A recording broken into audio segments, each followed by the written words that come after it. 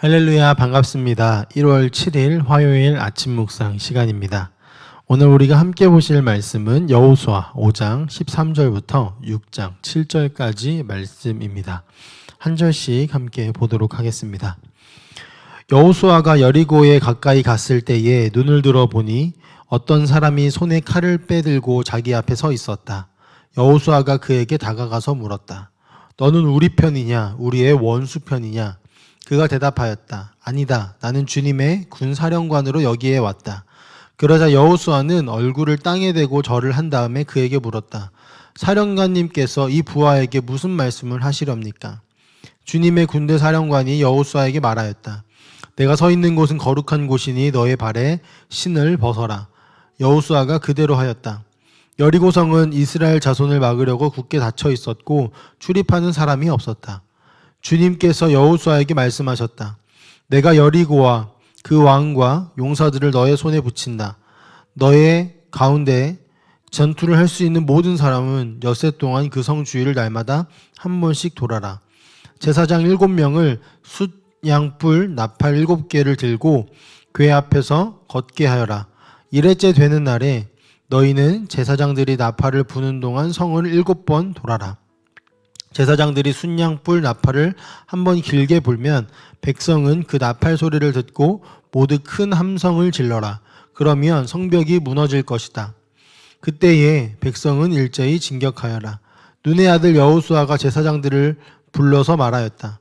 언약궤를 메고 서시오. 그리고 7 제사장은 제각기 7 순양뿔 나팔을 들고 주님의 궤 앞에 서시오. 또 그는 백성에게 말하였다. 앞으로 나아가거라. 성을 돌아라. 무장한 선발대는 주님의 궤 앞에 서서 행군하여라. 아멘. 오늘 함께 보게 되신 이 말씀은 여리고성 전투를 앞둔 여호수아에게 하나님께서 찾아오시는 이야기입니다. 이것은 여호수아 개인의 체험이라는 점에서 특별한 의미를 갖습니다. 이는 거룩한 전쟁을 치르기 위한 하나의 준비 작업이었기 때문입니다. 이전에 하나님께서 이스라엘 백성들을 대상으로 준비를 하셨던 할례를 행하는 것, 그리고 유월절을 지키는 것과 다르게 이제는 군대 장관의 현현이 여호수아 개인을 준비시키는 그런 모습으로 나타나고, 또 어떻게 이제 이 여리고성을 함락시키게 되어질 것인지에 대한 하나님의 방법을 알려주시는 그런 장면입니다. 여리고에 가까이 갔을 때에 여호수아는 어떤 사람이 칼을 빼들고 자신을 마주하고 있는 것을 목격합니다. 여호수아서 본문은 이 사람의 정체를 여호와의 군대 사령관이라고 밝히고 있는데요. 여기서 군대는 당연히 하늘의 군대를 의미하겠죠. 여호수아는 칼을 빼들고 서 있는 이 사람에게 당신은 누구의 편입니까? 라고 질문을 합니다. 근데 여호와의 군대 사령관은 여호수아의 질문에 대한 대답이 조금 동문서답과 같은 모습이 나타납니다. 어떻게 대답하냐면, 아니다, 나는 주님의 군사령관으로 이곳에 왔다 라고 대답을 하고 있습니다. 뭔가 어색한 대답이었죠. 누구의 편이냐라고 묻는 말에 아니다 라는 대답을 내어놓습니다. 이거에 대해서 여러 가지의 어떤 해석들이 있지만, 하나의 해석으로 제가 좀 채택한 것은 이 대답이 동문서답의 대답이 아니라 여호수아의 질문이 잘못되었다라는 것을 꼬집고 그것을 바로잡고자 하는 의도다라는 것을 말하고 싶습니다. 무엇이냐면, 여호와의 군사령관은 어느 한쪽의 편을 드는 분이 아니다라는 것이죠. 이것은 여호수아와 이스라엘 백성이 야훼, 즉 여호와를 자신들의 편으로 만들고자 하는 그런 잘못된 시도들, 혹은 여호와께서 나의 편이십니다 라고 하는 잘못된 생각들을 고치고자 하는 대답이었다는 것이죠. 우리도 때때로 내가 여호와의 편에 서 있는 것이 아니라 여호와께서 나의 편이 되어 주셨으면 좋겠다, 혹은 그렇게 끌어들이려고 하는 그런 시도들을 하는 경우들이 많이 있습니다. 그럴 때 하나님께서는 이렇게 말씀하시는 것이죠. 아니다 라고 말씀하시며 우리의 마음과 생각이 잘못되었다라고 지적하시는 것입니다. 어느 편에서도 서시지 않으시고 모든 만물의 하나님이심을 말씀하시고, 또 하나는 너희가 나의 편이 되어지는 것이다 라는 것을 말씀하시는 것입니다. 여호와는 어느 민족이 일방적으로 편드는 민족주의적인 신이 아니라는 것이죠. 선택받은 백성이라고 칭해지는 이스라엘 백성들도 여호와의 뜻을 거슬렀을 때는 하나님의 대적이 되어졌고 하나님의 심판을 받았습니다. 우리가 하나님은 우리 편이다 라고 말하는 것을 경계해야 할 것입니다. 더 나아가 우리가 하나님의 편에 서 있는 것을 기억해야 할 것입니다. 군사령관의 대답을 들은 이제 여호수아는 곧바로 그 자리에 엎드리게 됩니다. 이것은 경배의 자세이죠. 여호수아가 여호와의 군사령관을 신적 존재로 직감했다는 것을 보여줍니다. 이에 여호와의 군사령관은 여호수아에게 너의 발에서 신을 벗으라 라고 명령을 내립니다. 그것은 거룩한 곳이기 때문입니다. 이 장면이 우리에게 익숙한 것은 모세가 여호와를 만났던 장면에서 동일하게 여호와께서 모세에게 명령하셨던 내용이었기 때문입니다. 모세에게 명령한 그대로 여호수아에게 명령하는 것을 볼 때에 이 여호와의 군사령관은 곧 여호와 하나님 자신이심을 알 수 있습니다. 시와 때에 맞게 모세에게는 불에 타지 않는 떨기나무에 불에 타지 않는 모습으로 또 여호수아에게는 군대 장관으로 하나님께서 현현하시는 것이죠. 군사령관, 다시 말해서 여호와께서 너의 발에 신을 벗으라는 명령에는 이제 두 가지의 의미를 우리가 살펴볼 수 있는데요. 첫째로 거룩하신 하나님 앞에서 부정을 제거하는 것에 대한 요청입니다. 신발은 신체 중에 가장 더러운 부분입니다. 따라서 신발을 벗는 것은 거룩하신 하나님에 대한 경의의 표시이고 나의 더러움을 내려놓고 주님께로 나아갑니다라고 하는 그런 표시입니다. 또 둘째로는 자기 주권의 포기입니다. 고대 세계에서 종들은 신발을 신지 않고 일을 하였다고 합니다. 따라서 신발을 벗으라는 명령은 여호와의 종으로서 여호수아의 정체성을 상기시키는 의미를 지닌 것이죠. 가나안 땅과의 전쟁을 시작하기 전에 하나님께서는 여호수아로 하여금 영적인 체험을 하게 하셨고 누가 주인이고 또 누가 왕이고 누가 종인지 누가 백성인지 철저하게 가르쳐주고 계시는 중입니다.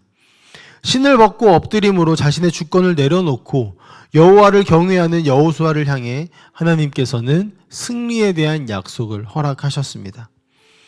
여리고성은 난공불락의 요새라고 알려져 있습니다.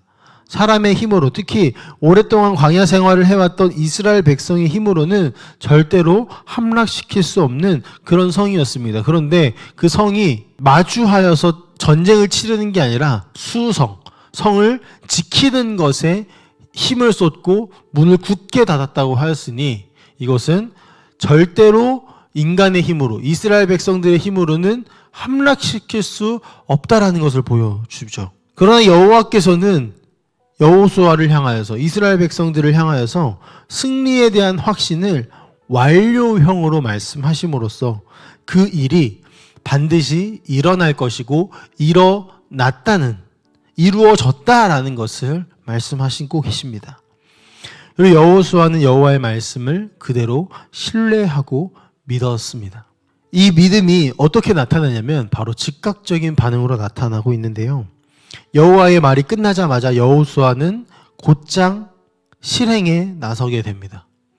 여호와께서 어떤 대단한 방법을 사용하도록 지시하신 것이 아닙니다. 어쩌면 상식적이지 않은, 말도 안 되는 그런 명령이었는데도 불구하고 여호수아는 그 명령을 바로 즉각적으로 수행하기 위해서 백성들을 모으고 있습니다. 사실 누가 이런 명령을 듣고 곧장 실행에 나설 수 있겠습니까? 다시 질문하고 이것이 맞는지 물어보고 하나님의 대답이 끝나버리면 그때부터 스스로 또 고민하는 그런 과정들이 있는 것이 우리의 현재의 모습이고 우리의 현실입니다. 그러나 여호수아의 반응은 매우 즉각적이었다라는 사실은 하나님께서 우리에게 말씀하시고자 하는 부분인 것 같습니다. 이러한 반응은 여호와를 만난 사람들의 특징이라고 우리는 알 수 있습니다. 수많은 성경에 나와 있는 인물들이 즉각적인 반응을 보여지는 것을 볼 수 있는데 그때마다 그들은 여호와를 만나고 예수를 만나고 하나님을 만났습니다. 내가 원하는 것을 하는 것이 아니라 나의 상식 안에 있는 것을 처리하고자 하는 노력이 아니라 여호와의 명령에 하나님께서 말씀하시는 것이 나의 생각을 뛰어넘더라도 곧장 순종하는 태도를 갖추는 것, 그것이 바로 여호와를 만난 사람들의 특징이라는 것이죠. 여호수아의 반응이 그러했습니다. 구체적인 방법을 말씀하셨을 때 그것의 진위 여부를 따지거나 확률을 따져보지 않았고 그저 바로 여호와의 명령에 순종할 뿐이었습니다. 우리는 이 이야기의 결론을 너무 잘 알고 있습니다. 결국 여리고성은 여호와의 명령하신 대로 그대로 했을 때에 말도 안 되는 일과 함께 무너지게 됩니다. 여호수아의 반응이 우리의 반응이었으면 좋겠습니다. 여호수아가 하나님 앞에서 신발을 벗듯이 우리도 하나님 앞에 우리의 주권을 내려놓고 포기하고 신발을 내려놓아 나아가기를 간절히 소망합니다. 또한 때로는 상식적이지 않고 내가 바라지 않는 것으로 하나님께서 말씀하실 때에도 그것이 거룩하신 하나님 앞에 신발을 벗고 무릎 꿇은 나의 모습을 반영하며 주님의 말씀에 순종하며 나아가는 내가 하나님의 백성이고 하나님의 종임을 기억하며 그 명령에 따르며 살아가는 그런 우리가 되었으면 좋겠습니다. 그때에 우리가 생각하지도 못했던 방식으로 하나님께서는 우리에게 다가오시고 그 일을 이루어 가실 것입니다. 절대 함락될 수 없을 것처럼 보이는 여리고성도 하나님의 손 안에 있었습니다. 이스라엘은 다른 일을 할 필요가 없었죠. 그저 하나님의 명령에 순종하는 것밖에는요. 앞으로 여호수아와 이스라엘이 가나안 땅을 정복해 나가는 과정에서 이 순종이라는 키워드는 매우 중요한 개념으로 등장하게 될 것입니다. 마찬가지로 우리의 삶에 순종으로 가득한 삶이 되었으면 좋겠습니다. 때로는 불순종하고 때로는 의심하고 할 수도 있지만 결국에 우리의 선택이 주의 말씀에 순종하는 인생이 되었으면 좋겠습니다.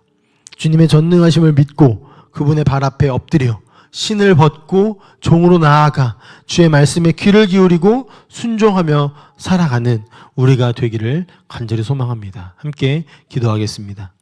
사랑의 하나님 아버지 감사합니다. 여호수아가 군대 장관을 만나며 그에게 이야기를 듣고 또 하나님께서 여리고성을 무너뜨리는 계획을 말씀하시는 그 모습들을 보면서 여호수아가 누구이고 하나님이 누구시고 우리가 어떤 반응을 보여야 할지를 말씀하여 주시니 참으로 감사합니다. 하나님 2025년을 시작하고 있는 이 때에 아버지 우리가 주의 말씀에 온전히 귀 기울이고 순종하겠노라고 하는 그런 다짐들을 갖게 하시고 또 그 다짐이 다짐으로 끝나지 않고 정말 즉각적인 실행과 순종으로 나타날 수 있도록 주의 은혜를 베풀어 주시옵소서. 그때에 주께서 우리와 함께 하시는 것을 늘 경험하게 되어질 줄 믿사오니 주여 우리를 긍휼히 여기시고 인도하여 주시옵소서. 감사드리며 살아계신 예수님의 이름으로 기도합니다. 아멘.